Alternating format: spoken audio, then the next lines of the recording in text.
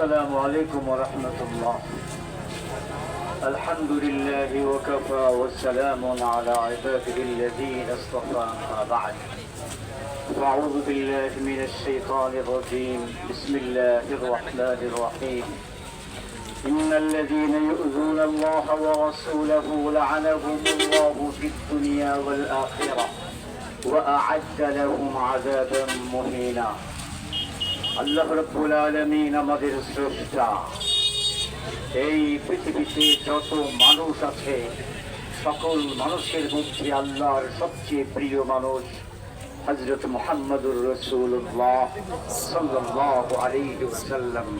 সেই নবীকে আল্লাহ পাক এত ভালোবাসেন, কোরআনে আয়াত নাযিল করে জানিয়ে দিয়েছেন, যারা আমার নবীকে কষ্ট দেবে আমি তাদেরকে অভিশাপ দেই এবং তাদের জন্য রয়েছে ভয়ঙ্কর শাস্তি। আপনারা জানেন, এক ইহুদি আমাদের নবীকে গালি দিয়েছিল, আর এক মুশরিক গালি দিয়েছিল।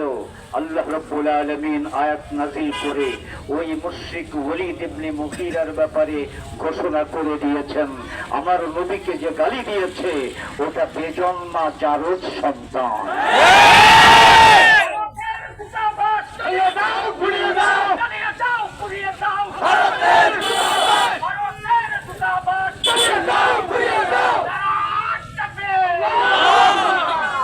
এই পৃথিবী টিকে আছে আমাদের নবীর উসিলায়।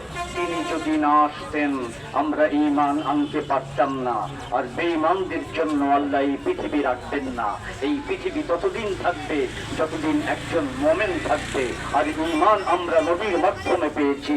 সুতরাং যে নবীকে গালি দেয় সে এই পৃথিবীর শত্রু, সে এই মানবতার শত্রু, সে ইসলামের শত্রু, সে আল্লাহর শত্রু। তার বেঁচে থাকার অধিকার না।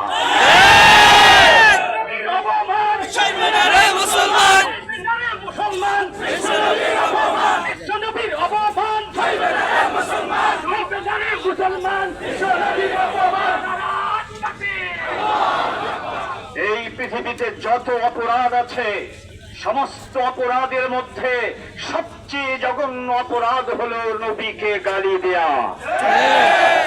এজন্যই মক্কা বিজয়ের দিন নবীর কাছে খবর আসলো ইবনে খাতাল নামে এক মুরতাদ যে নবীকে গালি দেয়